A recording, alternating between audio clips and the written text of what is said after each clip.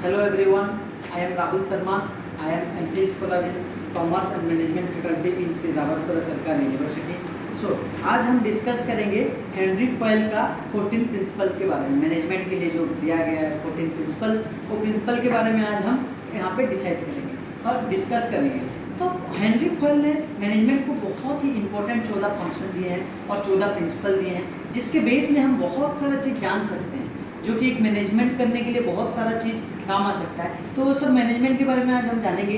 तो पहला इनका मैनेजमेंट है division of work. Division of work मतलब एक आदमी को अगर एक काम बार बार दिया जाता है तो वो आदमी वो काम को बहुत अच्छे से कर पाता है। उसको अगर एक दिन में ये काम दिया, कल और एक काम दिया गया, परसों और एक काम दिया गया, तो वो काम में मतलब एक्टिव नहीं हो सकता। किसी एक आदमी को एक काम हर दिन दिया जाए तो वो काम को वो बहुत अच्छे से कर पाएगा। इसका मतलब है डिवीजन ऑफ वर्क, स्पेशलाइजेशन। तो एक आदमी को अगर हम एक काम रोज देंगे तो वो काम को वो बहुत स्पीडली जल्दी से कर पाएगा और एक्यूरेटली कर पाएगा। तो पहला प्रिंसिपल बोलता है कि हम एक आदमी को उसी काम देते रहें बार बार, जो कि वो काम में परफेक्ट हो जाएगा। तो सेकेंड आता है हमारा priority between authority and responsibility. जिसको अथॉरिटी दिया गया है वो उसको जरूरी है कि वो रेस्पॉन्सिबिलिटी भी ले। किसी को काम करने के लिए काम दिया गया है तो वो काम को कैसे अच्छे से कर पाएगा, ये उसका रेस्पॉन्सिबिलिटी है, उसको करना पड़ेगा अच्छे से। जो काम दिया गया है वही काम को अथॉरिटी को, रेस्पॉन्सिबिलिटी को निभाना ही पड़ेगा। इसलिए जिसको अथॉरिटी मिला है वो रेस्पॉन्सिबिलिटी भी उसको लेना पड़ेगा। फिर आता है डिसिप्लिन।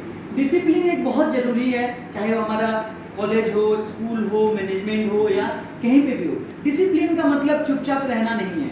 डिसिप्लिन का मतलब है टाइम में आना, टाइम में ऑफिस आना, टाइम से जाना ऑफिस से, यहाँ का रूल रेगुलेशन को फॉलो करना, सबको लेवल हिसाब से सबको रेस्पेक्ट देना, ये सब होता है डिसिप्लिन में। तो हर ऑर्गेनाइजेशन चाहे छोटा हो बड़ा हो, उसमें डिसिप्लिन मेंटेन करना बहुत ज़रूरी है। वो बिना डिसिप्लिन के कोई भी ऑफिस या कोई भी ऑर्गेनाइजेशन कभी रनिंग नहीं कर सकता। तो ये था इनका 3 नंबर है प्रिंसिपल। अब 4 number principle unity of command. तो यूनिटी ऑफ कमांड क्या है? तो यूनिटी ऑफ कमांड मतलब हम एक आदमी से ही किसी का ऑर्डर लेंगे।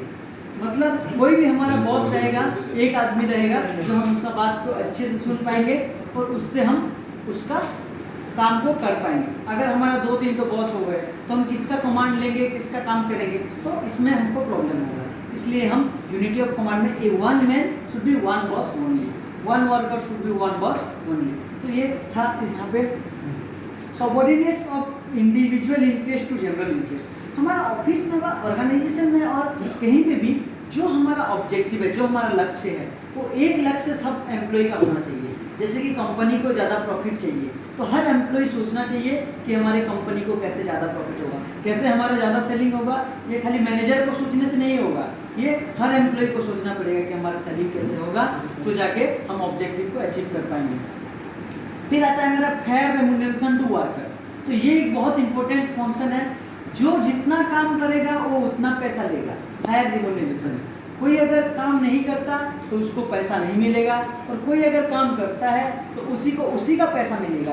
तभी जाके एम्प्लॉय लोगों को मोटिवेट होंगे काम करने के लिए, तब जाके वो इंटरेस्ट होगा उनको काम करने के लिए, नया काम कैसे करेंगे और ज़्यादा काम कैसे करेंगे और ज़्यादा पैसा कैसे अर्निंग करेंगे, तो ये उनका इंटरेस्ट होगा। फिर आता है इफेक्टिव सेंट्रलाइजेशन। सेंट्रलाइजेशन मीन्स कोई भी डिसीजन ऊपर से लिया जाता है और तो नीचे से नहीं लिया जाता। और डिसेंट्रलाइजेशन मीन्स नीचे से भी कोई डिसीजन हम ले सकते हैं। तो सेंट्रलाइजेशन होना बहुत ज़रूरी है। हमारे ऊपर के अथॉरिटी जो भी डिसीजन लेंगे हम उसको मानेंगे, वो है सेंट्रलाइजेशन।